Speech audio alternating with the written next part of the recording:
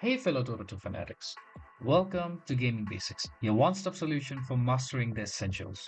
Let's dive in and level up together. In this video, I'm going to show you how to equip a terrain in Dota 2. Equipping a terrain in Dota 2 allows you to change the in-game environment. Here's how to do it. Click on the Armory tab at the top of your screen, select the World tab from the menu, and then under the terrain section, which is over here, you'll see the list of available terrains. Hover the mouse over the terrain you want to equip and then click on Equip.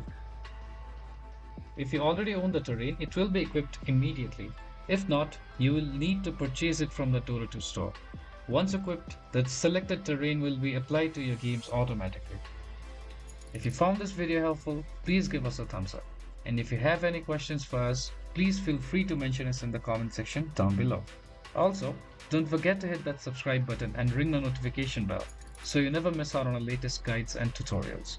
This has been your host Ace. Happy gaming!